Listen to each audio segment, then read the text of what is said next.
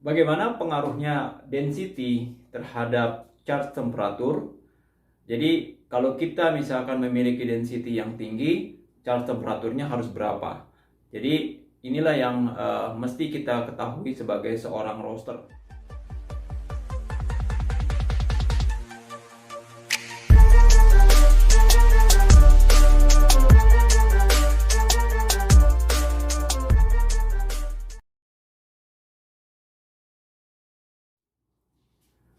Halo, assalamualaikum warahmatullahi wabarakatuh. Ketemu lagi sama saya Erisan di cerita seputar kopi. Halo, apa kabar teman-teman semua? Semoga selalu sehat dan tetap semangat. Tidak lelah dan tidak lupa, saya selalu mendoakan teman-teman semua. Semoga dunia perkopiannya atau bisnis kopinya selalu berkembang dan terus berinovasi. Oke, di video kali ini saya masih tetap mau berbagi tentang masalah roasting, yaitu tentang density. Oke. Di dunia roasting atau di seorang roaster itu harus mengetahui apa yang dimaksud dengan density, ya. Jadi density adalah kepadatan atau bisa juga diistilahkan adalah seberapa keras kopi yang atau biji kopi mentah yang kita akan roasting. Mengetahui density sebelum merosting ini merupakan satu hal yang harus atau sebuah keharusan bagi seorang roaster untuk mengecek density atau seberapa padat atau seberapa keras dari kopi yang akan dia roasting. Oke. Nah, jadi density ini disebabkan oleh beberapa faktor atau diakibatkan oleh beberapa faktor. Ya, yang pertama adalah variety, oke, varietasnya. Ya, seperti yang kita ketahui bahwa varietas dari setiap jenis kopi itu berbeda-beda. Ada yang besar, ada yang kecil, ada yang panjang, ada yang bulat, ada yang lonjong. Nah, jadi bentuk varietas dari setiap jenis kopi itu berbeda-beda. Di sini juga yang mengakibatkan density dari varietas ini berbeda-beda. Tetapi besarnya atau kecilnya bentuk biji kopi tidak menjamin bahwa yang biji kopinya besar itu otomatis akan density-nya tinggi, atau kebalikannya, biji kopi yang kecil tidak menjamin juga bahwa biji kopi density-nya akan rendah. Nah, jadi tapi ini menjadi salah satu faktor yang mesti diperhatikan, penyebab density dari setiap jenis kopi berbeda. Yang kedua adalah unsur hara atau protein, ya, protein dari atau pupuk lah kalau kita bicara di perkebunan, ya. Bagaimana kualitas pupuk yang diberikan kepada kopi sehingga kopi itu bisa menyerap unsur hara untuk memperbaiki pertumbuhan, baik itu batangnya, baik itu daunnya, juga itu biji kopinya atau cerinya.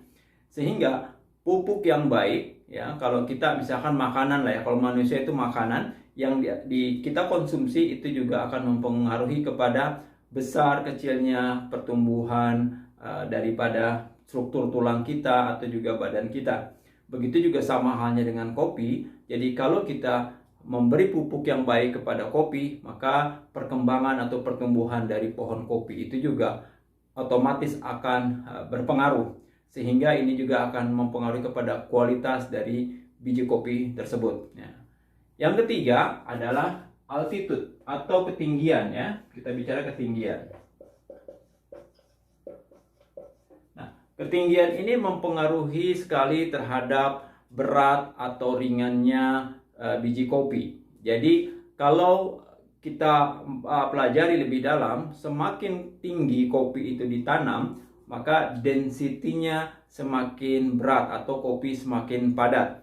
Kenapa? Ketika kopi ditanam lebih tinggi, maka dia memiliki tekstur biji kopi atau tekstur bentuknya lebih berat, lebih keras, karena suhu di atas semakin tinggi itu semakin dingin, sehingga mengakibatkan perkembangannya itu tidak seperti kopi ditanam di dataran rendah, ya, karena suhu panas. Jadi istilahnya kalau kita bicaranya bantat, bukan bantat, sebenarnya jadi padat, keker gitu. Nah, jadi kopi yang ditanam di dataran tinggi itu biasanya memiliki density yang lebih tinggi dibandingkan kopi yang ditanam di dataran rendah. Sehingga kopi yang ditanam di dataran tinggi itu juga memiliki bentuk lebih kecil dibandingkan yang ditanam di dataran rendah. Sebagai perbandingan, contoh misalkan Robusta ditanam di dataran rendah, dia memiliki tekstur badan yang lebih besar, ya, teksturnya lebih besar dibandingkan Arabica yang ditanam di dataran lebih tinggi. Nah, sekalipun sesama Arabica, maka kopi yang ditanam di dataran tinggi itu biasanya jauh lebih kecil-kecil, seperti kopi-kopi dari Ethiopia, ya, agak berbeda dibandingkan dengan kopi dari Kolombia, dari Indonesia yang secara bentuk badannya itu lebih besar. Nah, sekarang yang mau saya bahas di sini adalah bagaimana kita menentukan charge temperatur berdasarkan density, ya, berdasarkan density.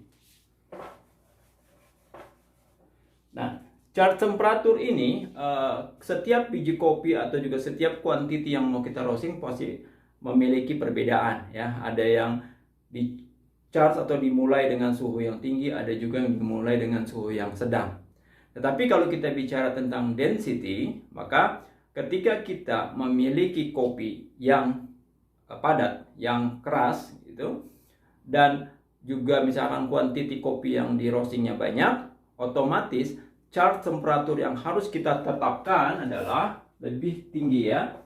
Jadi charge temperatur itu harus dimulai dengan suhu yang tinggi. Misalkan kalau kapasitas mesin roastingnya 1 kilo gitu, ya, charge temperaturnya bisa di atas 180 derajat, ya, 180, 190 gitu. Nah, jadi ketika biji kopinya cukup keras, dia membutuhkan panas yang lebih banyak untuk bisa menembus ke bagian dalam dari kopi itu sendiri, ya. Jadi biasanya juga density yang lebih tinggi itu akan mempengaruhi tinggi rendahnya turning point.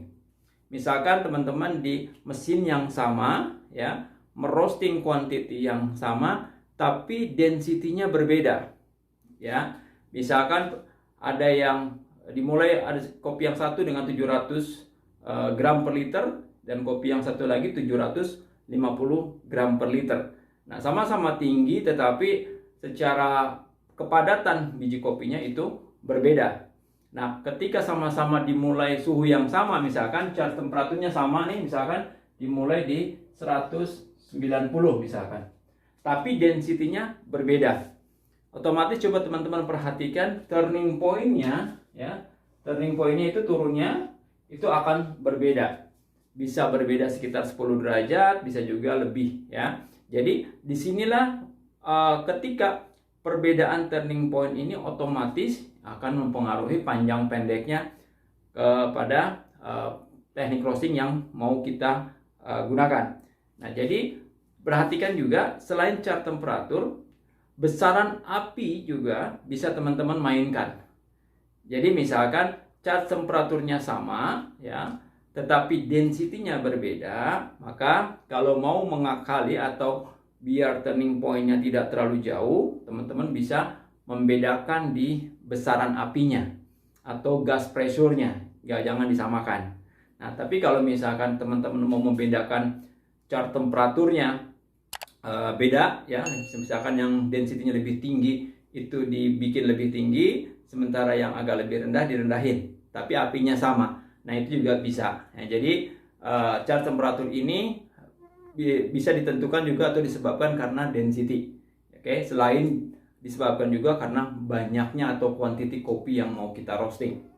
Nah, jadi otomatis ketika teman-teman ngerosting 1 kilo dengan 5 kilo, ya, charge temperaturnya berbeda. Sekalipun walaupun mesinnya besar, biasanya pembuat mesin roasting juga memperbanyak burnernya dan juga ketebalan drumnya berbeda, sehingga biasanya heatnya juga akan dibikin sama, ya, istilahnya transfer panasnya, ya. Jadi semakin besar mesin roasting, maka energi panas yang dibutuhkan semakin besar. Nah, jadi tapi charge temperatur ini lebih banyak dipengaruhi juga oleh density, ya. Selain juga panjang pendeknya teknik roasting yang mau teman-teman mulai.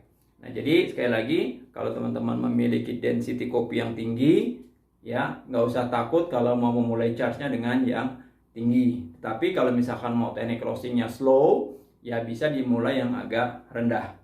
Nah, tapi biasanya sayang kalau kopi yang punya yang punya density-nya tinggi dibikin slow roast, itu biasanya akan kehilangan sweetness, karena umumnya kopi yang berasal dari dataran tinggi dengan density yang tinggi biasanya memiliki level sweetness yang lebih tinggi dibandingkan kopi dengan density yang lebih rendah. Jadi sayang sekali kalau misalkan kopi dengan density tinggi di roasting slow roast, karena slow roast itu prioritas kita adalah menambah body. Sementara biasanya kalau untuk mendapatkan sweetness atau acidity yang bagus, itu biasanya teknik roasting adalah fast roasting atau complex roasting. Ya, istilahnya roasting yang cepat atau roasting yang sedang. Ya, jadi kalau untuk dibikin espresso, misalkan nggak apa-apa dibikin dari teknik sedang sampai teknik yang slow roasting. Karena teknik slow itu lebih diprioritaskan ke body. Sementara kalau mau memprioritaskan sweetness dan acidity, sebaiknya teman-teman menggunakan teknik roasting fast roasting atau complex roasting. Ya. Nah, begitu juga kalau misalkan density-nya rendah, maka teman-teman jangan memulai dengan suhu yang tinggi. Karena kopi yang memiliki density rendah itu kepadatannya kurang, istilahnya kurang padat, kurang keker biji kopinya, sehingga panas itu mudah menerobos ke bagian-bagian dalam atau lapisan-lapisan dalam dari biji kopi tersebut. Jadi tidak necessary harus di roasting dengan charge temperatur yang tinggi, ya. Jadi perhatikan density-nya. Cara mengukur density gampang kok. Jadi teman-teman bikin aja kayak semacam literan, ya, 1 liter tuh kayak literan beras lah, ya, literan beras atau dari paralon. Ya, di video saya juga ada saya jelaskan. Jadi di paralon, di bawahnya ditutup. Nah, itu diukur pakai air 1 liter, ukurannya seberapa tinggi air 1 liter itu. Nah, pada saat ketika mau mengukur biji kopi, literan itu dimasukin biji kopi. Nah, tinggal ditimbang 1 liter itu bisa menampung berapa banyak biji kopi. Nah, itulah yang disebut dengan density. Ya, cara simpelnya. Oke, so buat teman-teman semua, kali ini dulu sampai di sini dulu video yang bisa saya sharing sama teman-teman. Mudah-mudahan bisa bermanfaat, dan kalau bermanfaat silahkan teman-teman sharing. Insya Allah permintaan dari teman-teman untuk masalah cupping sedang saya siapkan. Nanti akan segera saya upload videonya untuk teman-teman semua. Oke teman-teman semua, selalu sehat, tetap semangat. Ketemu lagi bersama saya Erisan di cerita kopi lainnya. Assalamualaikum warahmatullahi wabarakatuh. Salam kopi Indonesia.